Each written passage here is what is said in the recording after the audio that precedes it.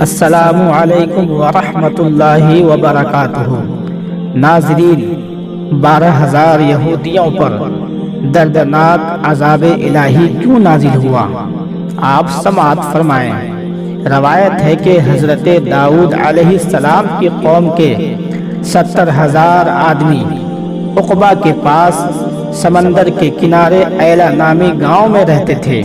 اور یہ لوگ بڑی فراخی اور خوشحالی کی زندگی بسر کرتے تھے۔ اللہ تعالیٰ نے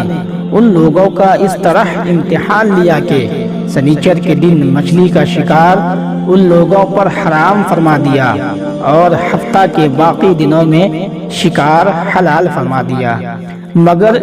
اس طرح ان لوگوں کو آزمائش میں مبتلا فرما دیا کہ سنیچر کے دن بے شمار مچھلیاں آتی تھی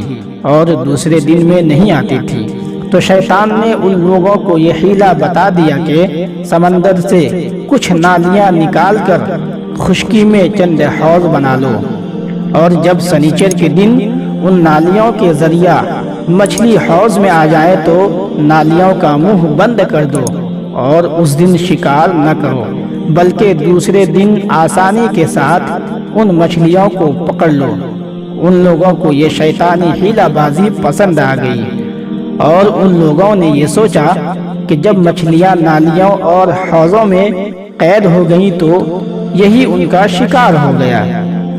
تو سنیچر ہی کے دن شکار کرنا پایا گیا جو ان کے لیے حرام تھا۔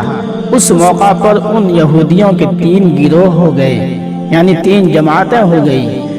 پہلی جماعت میں وہ لوگ تھے جو شکار کے اس شیطانی حیلہ سے منع کرتے رہے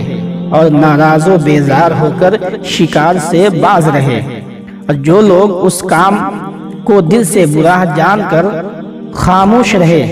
دوسروں کو منع نہ کرتے تھے بلکہ منع کرنے والوں سے یہ کہتے تھے کہ تم لوگ ایسی قوم کو کیوں نصیحت کرتے ہو جنہیں اللہ تعالیٰ نے ہلاک کرنے والا یا سخت سزا دینے والا ہے۔ اور تیسری جماعت میں کچھ وہ سرکش و نافرمان لوگ تھے جنہوں نے حکم خداوندی کی اعلانیہ مخالفت کی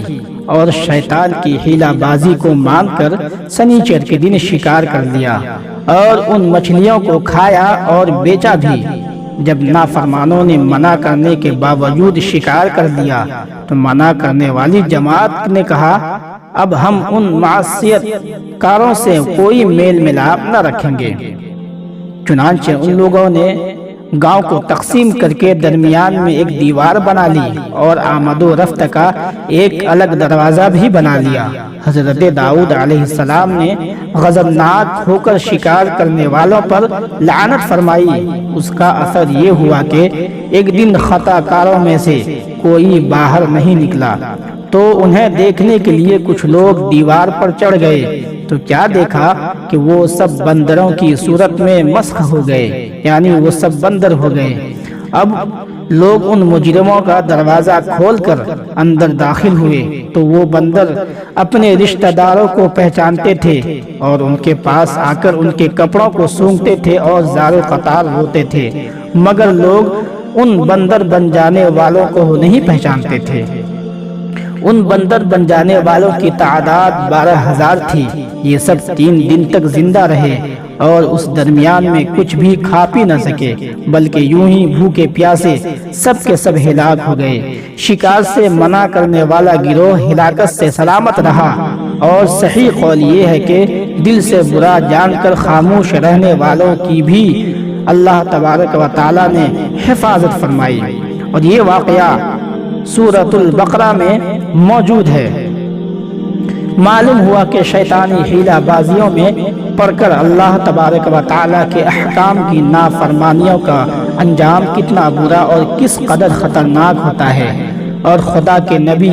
جن بد نصیبوں پر لعنت فرما دیں وہ کیسے ہولناک عذاب الہی میں گرفتار ہو کر دنیا سے نیست و نابود ہو کر عذاب الہی میں گرفتار ہو جاتے ہیں اور دونوں جہاں میں ذلیل و خوار ہو جاتے ہیں۔ اصحاب ایلا کے اس دل دہلا دینے واقعہ میں ہر مسلمان کے لیے بہت بڑی عبرتوں اور نصیحتوں کا سامان ہے کاش اس واقعہ سے مسلمانوں کے قلوب میں خوف خداوندی کی لہر پیدا ہو جائے اور وہ اللہ اس کے رسول کی نافرمانیوں کی پگڈنڈیوں میں بھٹکنے سے منہ موڑ کر صراط مستقیم کی شاہ راہ پر چل پڑیں اور دونوں جہان کی سربلندیوں سے سرفراز ہو کر اعزاز و اکرام کی سلطنت کے تاجدار بن جائیں۔ ناظرین، اگر آپ میرے سبسکرائبر نہیں ہیں تو میرے چینل کو سبسکرائب کر دیں، اور ویڈیو اچھا لگا ہو تو لائک کریں، شیئر کریں۔ السلام علیکم ورحمۃ اللہ وبرکاتہ۔